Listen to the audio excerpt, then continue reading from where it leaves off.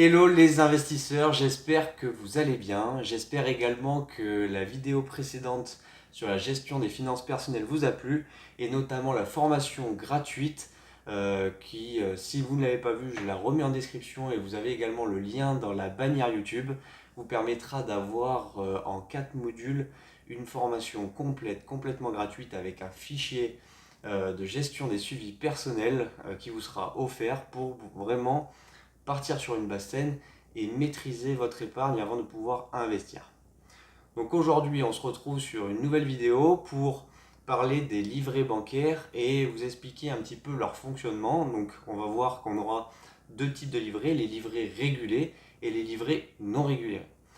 On va terminer cette vidéo par un petit zoom sur le premier de nos livrets régulés qui est le plus commun, le plus connu, le livret A. Mais avant toute chose, une petite introduction.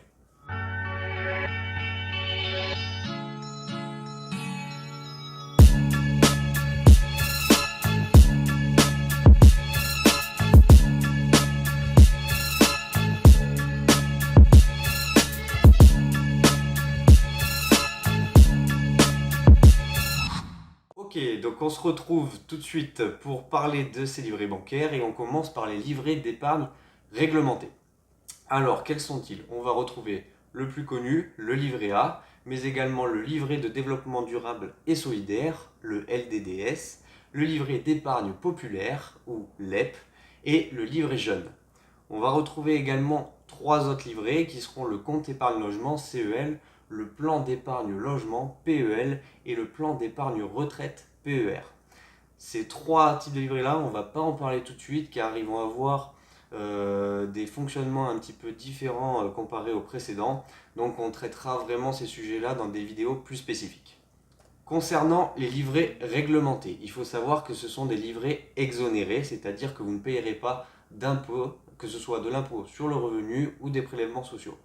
Donc sont concernés le livret A, le LDDS, le LEP, le livret jeune et le PEL et le CEL. Donc là, petite aparté pour ces deux-là, à savoir qu'avant 2018, vous avez une exonération d'impôt sur ces deux éléments-là, mais vous payez les prélèvements sociaux. Et à partir de 2018, là, vous allez avoir le prélèvement forfaitaire unique, PFU, ou encore flat tax de 30%. On en parlera encore une nouvelle fois sur des vidéos un petit peu plus précises pour vous parler de ces deux éléments-là. Tous les autres livrets bancaires sont fiscalisés, donc vous allez payer la fameuse flat tax. Concernant les comptes et livrets bancaires, ils sont couverts par la garantie des dépôts. La garantie des dépôts protège les clients pour toutes les sommes déposées sur compte, livret et plan d'épargne. La garantie des dépôts est assurée par le FGDR, qui est le Fonds de garantie des dépôts de résolution et couvre jusqu'à 100 000 euros par client et par établissement bancaire. Donc si vous avez plusieurs livrets dans plusieurs établissements, vous multipliez à chaque fois cette garantie. L'ACPR, qui est du coup l'autorité de contrôle prudentiel et de résolution, constate cette indisponibilité et le FGDR est saisi pour indemniser les clients lésés. Pour les livrets d'épargne non réglementés, livret bancaire, il faut savoir que c'est un accès total à votre épargne. Donc c'est-à-dire que vous pouvez effectuer des dépôts, des retraits d'argent à tout moment. Il n'y a pas de plafond pour les livrets bancaires non réglementés, à l'inverse des produits cités précédemment qui sont remis ici. On verra que les plafonds des livrets réglementés varient en fonction du livret considéré. Pour certains livrets d'épargne qui sont des livrets d'épargne boostés avec un taux d'intérêt vraiment boosté sur quelques mois, généralement 2 à 4 mois, vous aurez un plafond avec des montants variables selon les banques. Donc là, il faut vraiment étudier chaque livret non réglementé en détail pour être sûr des plafonds considérés. Au niveau des versements, on va généralement vous demander un versement minimum, généralement 10, 15 euros, et des versements réguliers qui seront optionnels. Généralement, c'est des versements qui sont demandés pour des taux boostés encore une nouvelle fois. Combien de livrets d'épargne peut-on avoir? Il faut savoir qu'au niveau des livrets d'épargne réglementés, pour chacun d'entre eux, vous serez limité à un livret par personne ou deux par foyer fiscal. Pour les livrets d'épargne non réglementés, aucune limite. Vous pouvez détenir autant de livrets que vous voulez et dans autant d'établissements bancaires que vous voulez. Alors du coup, chaque livret possède son propre taux, mais comment calculer les intérêts avec un taux fixe? Pour le taux fixe, rien de plus simple. Donc pour la plupart des livrets bancaires, on aura ce taux fixe qui sera effectué généralement pour les livrets d'épargne réglementés et donc pour tous les autres livrets qui ne possèdent pas de Superboost. Donc comment calculer les intérêts gagnés par an? Vous prenez votre montant du capital, vous le multipliez par le taux d'intérêt annuel, que vous multipliez également par le temps de valorisation et vous obtenez vos intérêts. Pour les livrets d'épargne qui possèdent un taux boosté pendant une certaine durée, là le calcul est un petit peu plus complexe. Il faut prendre donc le taux de rendement annuel, il faut prendre le taux boosté multiplié par le nombre de mois de la promotion divisé par 12, puisqu'on le rapporte à une année, plus le taux normal multiplié par le nombre de mois restants divisé par 12. Attention, là, ça va vous donner votre taux de rendement annuel pour la première année. Si votre taux boosté s'effectue sur 2 mois, puis du coup sur les 10 autres mois, vous avez un taux qui est nettement inférieur, vous avez un certain taux de rendement annuel. Par contre, sur l'année d'après, vous n'avez que le taux qui sera nettement inférieur qui sera pris en compte. Du coup, ne vous faites pas piéger. Ce calcul concerne généralement que la première année. C'est pour ça qu'on vous dira à chaque fois, et ça sera notamment la conclusion aussi de ces vidéos, que les livrets bancaires ne constituent en aucun cas un investissement à long terme. Ce sera toujours du court terme et encore ce ne sera pas un investissement, ce sera plutôt une épargne de précaution, on va parler. Donc concernant la fiscalité, quel livret épargne est imposable et comment? Au niveau de la taxation des livrets bancaires non réglementés, il faut savoir que chaque livret est imposable. Vous allez avoir une imposition qui va être une imposition sur le revenu et une imposition des prélèvements sociaux. Donc une flat tax globale de 30%. Voilà. Sur les livrets bancaires maison, il faut se méfier du coup parce que vous allez avoir des taux qui vont être nettement supérieurs par rapport aux livrets réglementés sur une certaine période donnée, mais si vous rapportez finalement vos intérêts nets, donc après imposition, vous allez voir que généralement ces livrets non réglementés ne valent pas le coup comparé à des livrets type livret A, livret de développement durable et solidaire, livret jeune ou encore le livret d'épargne populaire qui, on le verra sur une prochaine vidéo, possède un taux nettement plus intéressant que les livrets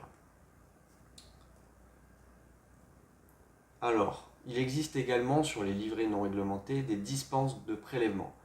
Comment savoir si vous pouvez être concerné par cette dispense? Vous êtes dans tous les cas assujetti aux prélèvements sociaux. Cette dispense s'effectuera sur l'imposition sur le revenu. Cette dispense sur les 12,80% restants de la flat tax est conditionnée au revenu fiscal de référence. Concernant ce revenu fiscal de référence, il ne devra pas dépasser 25 000 € de revenus par an pour les célibataires, divorcés ou veufs. Concernant ceux qui ont une imposition commune, on ne sera plus à hauteur de 25 000 € mais 50 000 € de revenus par an. Donc pour vérifier que vous êtes éligible à cette dispense, par exemple pour les intérêts à percevoir en 2021, mais bon là on sera en 2022, vous allez bientôt faire votre déclaration, vous pourrez exporter ces données à 2022, il faut prendre le montant de ce revenu fiscal de référence de 2019 qui est indiqué sur l'avis d'imposition 2020. Ensuite, pour faire cette demande de dispense, une fois que vous êtes bien sûr, vous envoyez une attestation sur l'honneur pour une demande de dispense de prélèvement à votre établissement bancaire.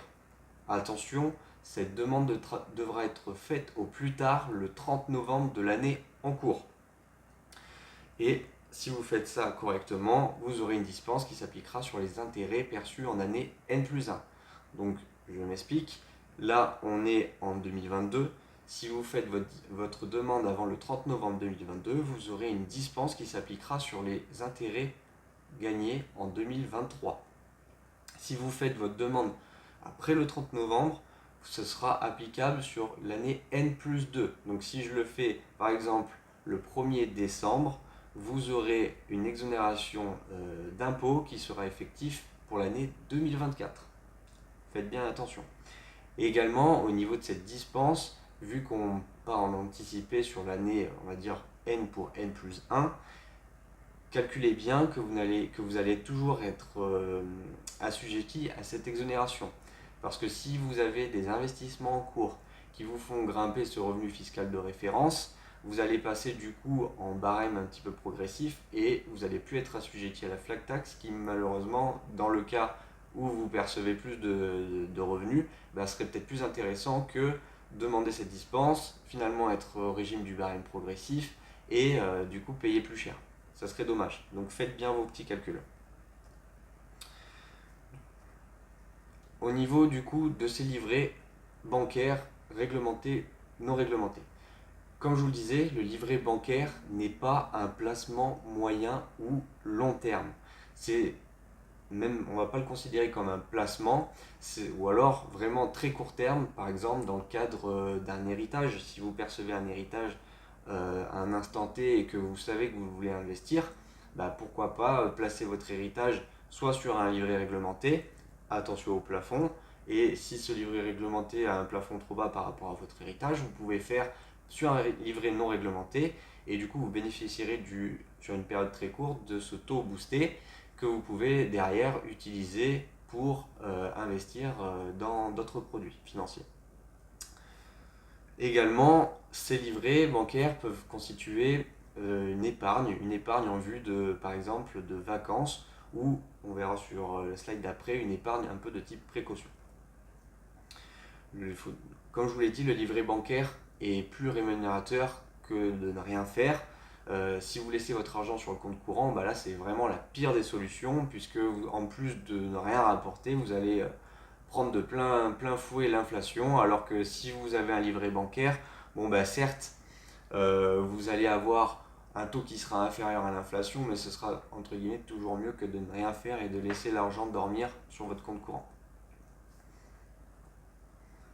Donc, moi ce que je vous préconise, et ce qu'on a vu dans la gestion des finances personnelles, dans la formation, vous avez vu que l'intérêt quand on est investisseur, c'est d'avoir une épargne de précaution.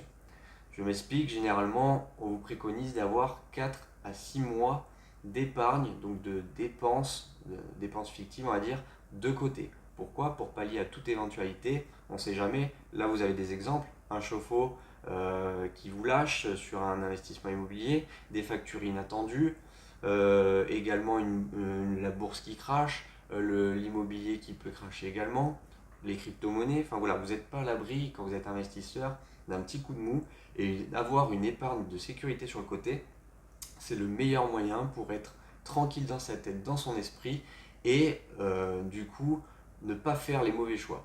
Parce qu'il n'y a rien de pire en investissement que de suivre ses émotions sur un très court terme pour faire des décisions très importantes. C'est là où on perd généralement le plus d'argent. Alors que si vous avez votre épargne de précaution sur un livret, il vous rapporte pas, il vous coûte un petit peu d'argent vis-à-vis de l'inflation, mais en cas de pépin, vous êtes serein. Et c'est ça qu'on cherche. Attention également aux faux livrets. Vous allez avoir beaucoup d'arnaques disponibles sur Internet. C'est un fléau, il y en a toujours, de toute manière. Dès qu'on veut investir, dès qu'il est question d'argent, il y a de l'arnaque en jeu. Donc faites attention. Comment les reconnaître? Typiquement, ceux qui vous proposent un rendement impossible. Même sur des taux super boostés, on va être de l'ordre de 2%, 3% grand max, mais c'est très rare. Et en tout cas, je ne crois pas que ça se fasse en ce moment. Donc tout ce qui va être 3% et au-delà, c'est une arnaque. Ou en tout cas, vérifiez bien. Ceux qui proposent également des exonérations fiscales. Comme je vous l'ai dit, il n'y a que les livrets d'épargne réglementés type livret A, LDDS, livret d'épargne populaire et livret jeune qui sont exonérés d'impôts. Donc tout ce qu'on vous propose en dehors de ça avec une exonération fiscale, c'est faux. Tout ceci va constituer forcément une tentative de récupération de vos données personnelles pour avoir tout ce qui va être coordonnées postales, bancaires et tout ce qui va être documents officiels d'identité pour ensuite vous voler certaines informations et ouvrir des comptes en vos noms, etc. Ça peut engendrer de très gros problèmes, donc faites attention. Comment s'assurer que faire face à ces arnaques? Vous pouvez vous assurer que la société est bien enregistrée à l'ORIAS. Également, vous avez le REGAFI pour les agents financiers et l'ACPR pour les assurances. Vous faites un petit tour, vous tapez le nom de l'organisme ou des agents financiers et vous verrez s'ils sont bien enregistrés sur ces plateformes-là. Donc voilà, nous avons vu la différence entre livret réglementé et non réglementé. Maintenant, on va faire des petits zooms sur chaque livret réglementé, ce qu'il propose, de l'ouverture à la fermeture en passant par la fiscalité. Et donc du coup, dans un premier temps et sur cette vidéo, nous allons faire un zoom sur le livret A. Donc comment ça marche? Livret A, livret réglementé, du coup produit d'épargne réglementé par l'État, au niveau du fonctionnement, du taux, du plafond et la qualité des titulaires. Les intérêts sont totalement exonérés d'impôts et de prélèvements sociaux. Concernant son taux, il était depuis le 1er février 2020 à 0,50 et depuis le 1er février 2022, il a été revalorisé à 1%. Alors, on pourrait se dire qu'il a multiplié par 2 son intérêt, ce qui serait génial, mais l'inflation a, elle, également multiplié par 2, voire 3. Je vous rappelle qu'en mars, on est de l'ordre de 4,5% d'inflation. Donc les 1% du livret A, c'est pour ça que je vous dis que c'est vraiment pas une solution d'investissement, c'est plus une épargne de précaution. Au niveau du plafond, tout livret réglementé, je l'ai dit, ont la particularité d'avoir un plafond. Celui du livret A, c'est celui qui possède le plus haut plafond, il me semble, il est fixé à 22 950 € pour les particuliers et 76 500 € pour les associations.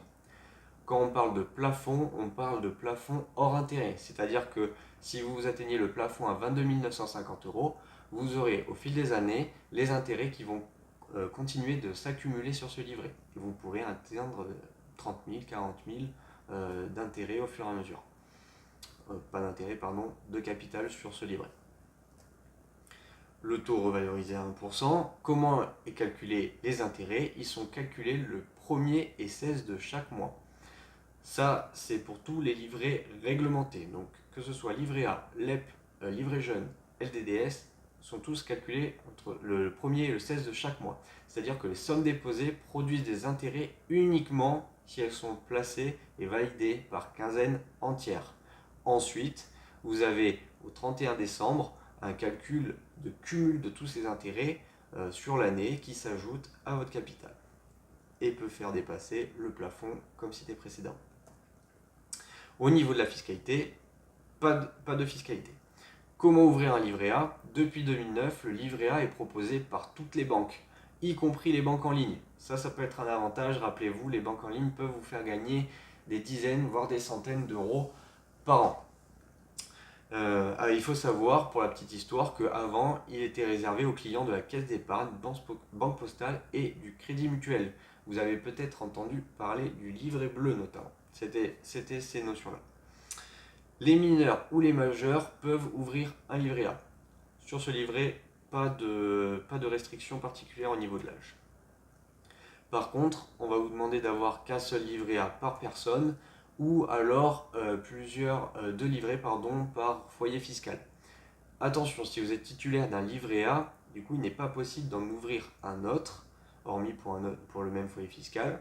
Sinon, depuis le 1er janvier 2013, la banque vérifie systématiquement si vous possédez déjà un livret A ou non dans un autre organisme bancaire. Si les personnes possèdent plusieurs livrets A, vous pouvez être assujetti à une amende. Attention. Au niveau des opérations, toutes les opérations sont gratuites. Ouverture, dépôt, retrait et clôture. On ne vous demandera jamais rien. Les fonds sont disponibles à tout moment, que ce soit pour un retrait partiel ou un retrait en totalité. Au niveau du retrait, il est possible de retirer de l'argent de votre livret A à partir de 16 ans, sauf opposition du représentant légal. Ça, il y aura des documents à fournir. Au niveau du retrait, généralement, on vous demandera par contre d'effectuer un retrait d'un montant de 10 € ou 1,50 € pour les clients de la banque postale. Sur ce type de livret, pas de chéquier ni de carte de crédit, ou uniquement des virements, des versements. Comment clôturer maintenant un livret A? Rien de plus simple, vous avez juste à informer votre banque. Courrier postal ou en déplaçant, ça c'est les outils les plus sûrs. Maintenant, et je l'ai déjà effectué pour certains produits, un simple mail après un appel à votre conseiller suffira. Il vous demandera de placer quelques mots-clés et ensuite en réponse, il vous confirmera la bonne clôture de votre livret A. À savoir, il n'est pas possible de transférer un livret A d'un organisme bancaire à un autre. Ça, c'est un inconvénient. Il va falloir toujours clôturer votre livret A dans l'organisme bancaire que vous possédez actuellement, puis ouvrir, une fois celui-ci bien clôturé, dans le nouvel organisme bancaire. Si vous avez oublié l'existence d'un livret A, pour éviter également d'avoir une certaine amende, si le compte est inactif pendant 10 ans, il a été automatiquement transféré à la caisse des dépôts, qui lui le conserve pendant 20 ans. Alors comment savoir si vous avez un livret A? Vous pouvez utiliser l'outil Cyclade de la caisse des dépôts pour chercher gratuitement si vous en avez un et demander ainsi la restitution des fonds.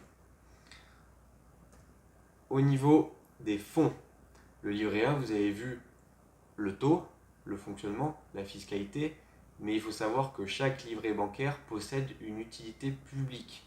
Alors, au niveau du livret A, une partie de l'épargne collectée est centralisée par la Caisse des dépôts et consignations pour financer la construction de logements sociaux.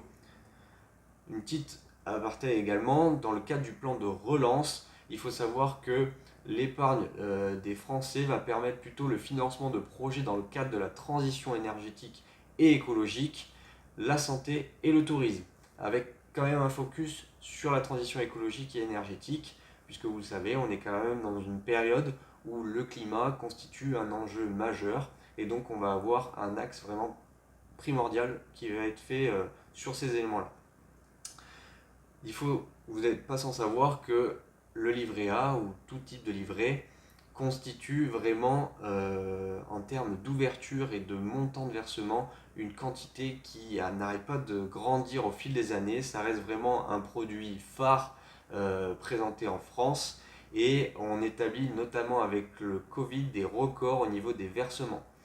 C'est pour ça que je pense qu'il est nécessaire de faire un petit peu une présentation de ces livrets, de leur fonctionnement, car même si vous êtes sensibilisé au fait que ce n'est pas un investissement en tant que tel, peut-être des personnes pensent que c'est le cas. Moi-même, quand j'ai commencé à gagner un peu d'argent et que j'ai appelé mon banquier, la première chose qu'on me propose généralement, c'est d'ouvrir un livret A. Est-ce que vous avez un livret A ou en fonction de votre âge, un livret jeune ou en fonction de votre revenu fiscal de référence, un livret d'épargne populaire? Généralement, c'est les premiers produits qu'on conseille. Pourquoi? Parce que chaque agent va avoir sa petite com lors d'ouverture et c'est malheureusement pas forcément bénéfique à la personne qui veut faire fructifier son investissement. Donc, je le rappelle encore une fois, le livret bancaire, qu'il soit réglementé ou non réglementé, ne constitue pas un investissement, mais plutôt utile pour une épargne de sécurité. C'est très important. Au niveau des versements autorisés sur le livret A, on va avoir tout ce qui va être prestations sociales, pension des agents publics, virements effectués par le détenteur lui-même ou autre. Au niveau des prélèvements autorisés sur celui-ci, on va avoir impôt sur le revenu, taxe d'habitation, taxe foncière, redevance audiovisuelle et quittance d'eau. Il faut bien quand même vérifier toutes les conditions générales de commercialisation des livrets. Les établissements bancaires sont tenus de vous en fournir un. Voilà, donc nous avons terminé pour cette petite présentation sur les livrets bancaires, livrets réglementés, non réglementés, avec, je vous rappelle, une exonération fiscale sur réglementé, alors qu'il y a une fiscalité, hormis si vous avez une dispense à demander pour les livrets non réglementés.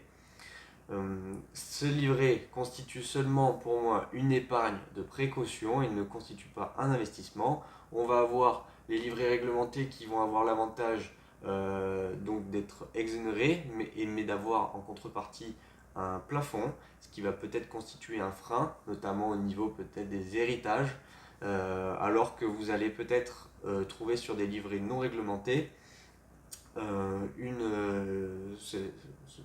ce plafond qui n'aura pas lieu et donc il sera plus facile pour toucher cet héritage, par exemple en vue d'un investissement futur, pourquoi pas dans l'immobilier. En attendant, n'oubliez pas de vous abonner à la chaîne, de laisser un petit j'aime et un commentaire en dessous de la vidéo, ça nous aide réellement pour être référencé au niveau de YouTube. Vous avez également ici toutes les coordonnées, que ce soit Facebook, Instagram, TikTok, on va bientôt le développer, le LinkedIn personnel et bien sûr notre email de contact et notre site internet. Donc n'hésitez surtout pas, ça nous aide grandement. C'était Mathias, ciao ciao.